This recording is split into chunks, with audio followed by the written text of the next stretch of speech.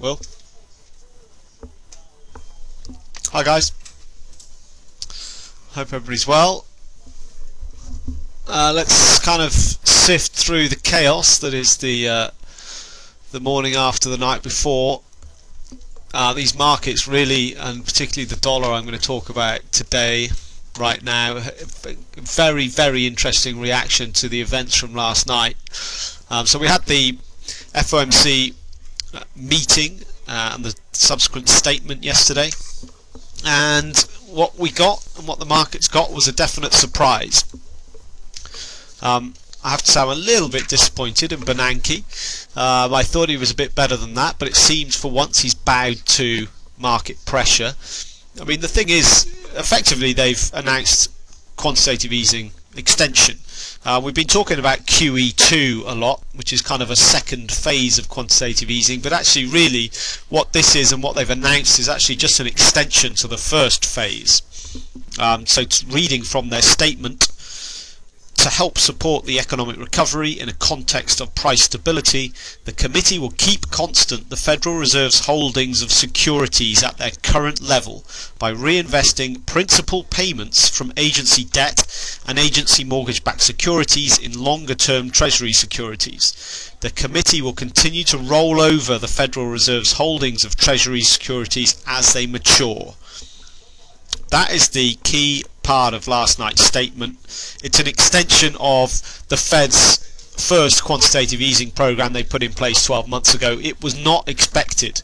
This was not expected to happen. It surprised markets. What I'm kind of concerned about is 6 weeks ago when we had the last Fed meeting, Bernanke didn't even mention QE extension. He didn't even mention further stimulus. And at that point 6 weeks ago, the S&P was trading down around 1,000.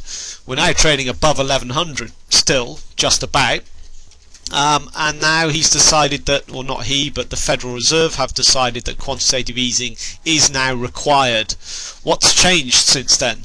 The markets after non-farm payrolls on Friday have been kind of demanding quantitative easing, and it seems like they've just bowed to that pressure, which is unusual for them. So either it's the case they have bowed to market pressure, or, and possibly more alarmingly, the Fed knows something we don't about the state of the US recovery. And the way the markets reacted to this, so you can see my three charts here.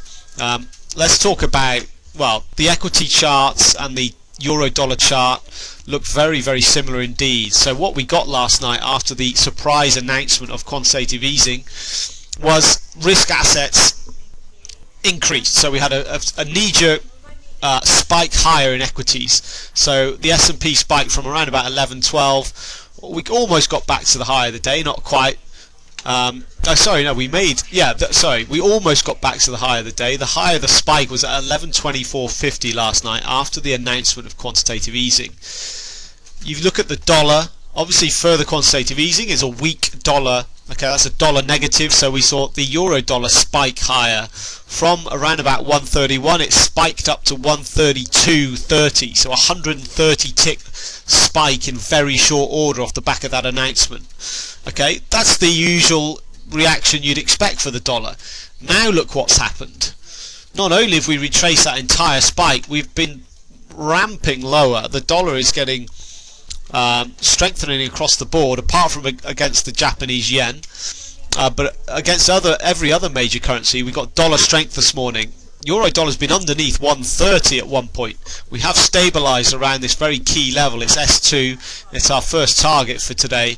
But what we've seen here, and also if you look at equities, they've now completely given back all of those gains after the announcement of quantitative easing, and we're trading right back, and in fact we've made new lows. We've broken Friday's low, which was at 11.0375. We've traded down to 11.0125, just above that key psychological level of 1100. So what's happened?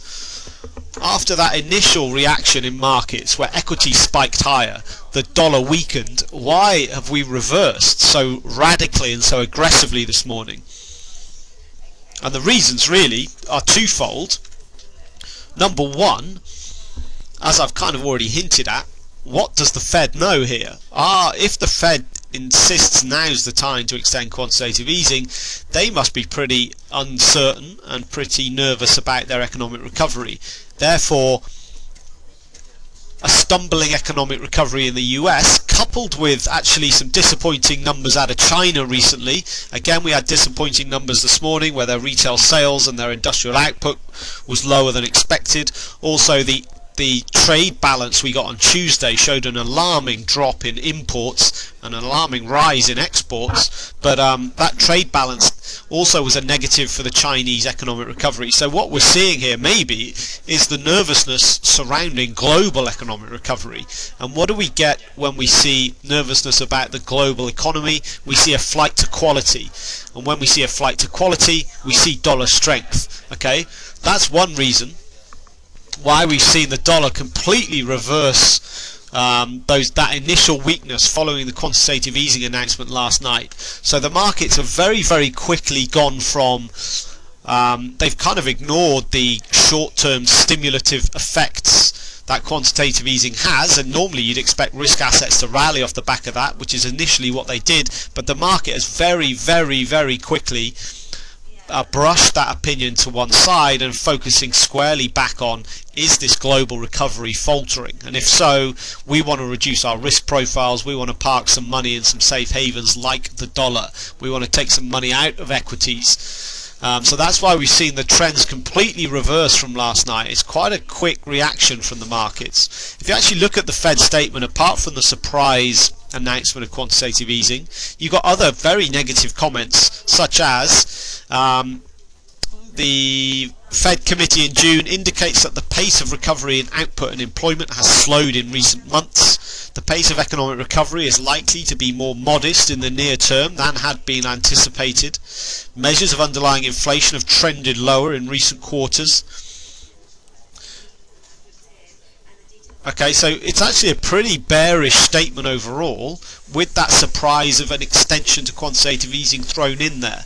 Markets have really reacted quite wildly to this morning, and the dollar's the interesting one. We're right on 130 in the euro dollar. It's quite a key level, obviously, because not only is it a key psychological level, it's also a pivot level for today, and just underneath there we got some decent support. So a massive turnaround in the euro dollar this morning.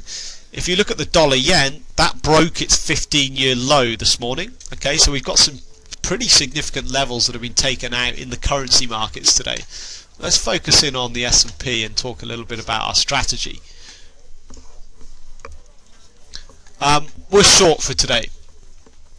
We think that the events of the last few days, the last few sessions, so I'm really starting from non-farm payroll Friday, I'm talking about the Chinese trade balance, I'm talking about the Fed statement last night. These three events, I think, are pretty much guaranteed that the 2.5-month range or 3-month range that equities have been in has now been confirmed. The top, which is at 1129.50, remains unbroken, and I think now we're going to drift underneath 1100 and drift back into the middle of that range. Okay, that range really going from 1003 right up to 1129.50. That's the 3-month range. The bad news we've had in the last few sessions has really confirmed the top of that range. I think we're going to drift lower in the coming days. We're short for today. We'd be going to look to go off S1, which is at 1110. It's also quite a nice double level from just before FOMC last night,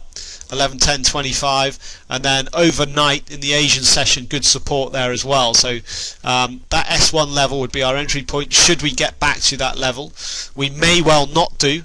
We're already reached our first target, which was the low on Friday following the non-farm payroll. So the non-farm payroll's low at 1103.75 we've already kind of taken out.